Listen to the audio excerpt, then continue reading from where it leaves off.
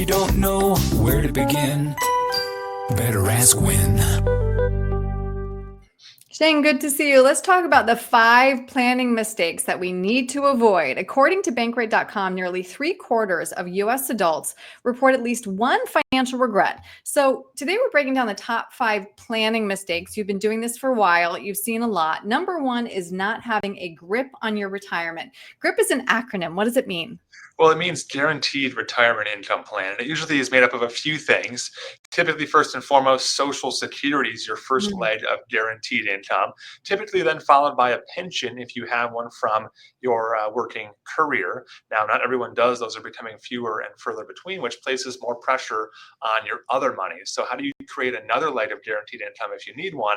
Typically, that's done via annuity products that are really the only tool that can help guarantee you an income stream for the rest of your life, regardless of what the markets do.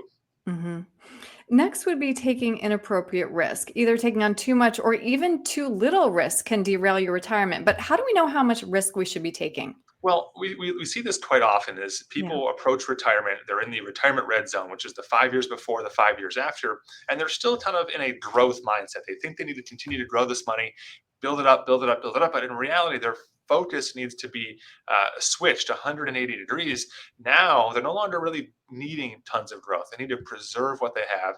They need to generate income off the portfolio and make sure they maintain this money. They've reached the destination. In other words, they don't need to keep climbing because when that happens, or when you try to do that, that becomes pretty risky.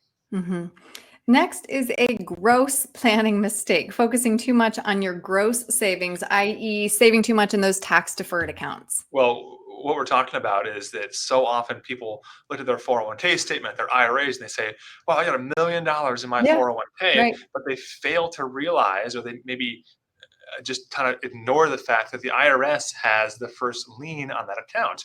And by the time you get your hands on that money in your own pocket, the IRS is going to have taken a pretty big chunk out of that. So you have to make sure you're planning for that because you might be stunned at how much tax you pay in retirement. Yeah, that is no fun. Next, not having a plan for long-term care, which, as we've talked about before, Shane, 7 out of 10 people will need at some point. Exactly. And far fewer than 7 out of 10 actually have a plan for it. In fact, most people, unfortunately, will plan to go on some sort of self-insurance route when it comes to long-term care and basically hope that they never have any issues. Because if you self-insure, that means that your retirement accounts, your savings, even your property, your real estate, are kind of your long-term care plan. And you might have to liquidate those things to pay for care in the future should you need to. Really, really bad place to be. You absolutely have to plan to avoid that. It not only protects you, protects your family, as a wealth transfer protection tool. Really, really critical area that's so often overlooked in retirement planning. Right.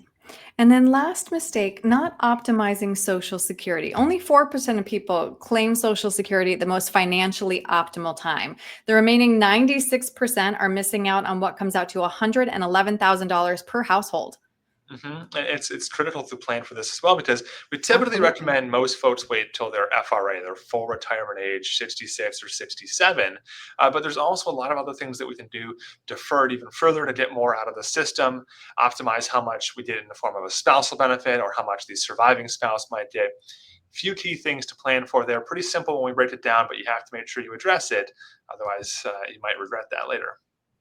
So much goes into creating a holistic financial plan. I think a lot of people will watch this video, Shane, and recognize that maybe one of these parts is missing. So if they want to come to you for a second opinion, or again, just to get that financial plan, what's the best way to reach you? Well, best way to reach us is online or via phone. Our website here is winstonandcompanies.com. You can request a visit right there or call us here at the office, 602-456-1928. Great. Shane, thank you. Thanks, Erin. Got a plan for your retirement, 'cause you know it's just down the road. But if you don't know where to begin, better ask Win.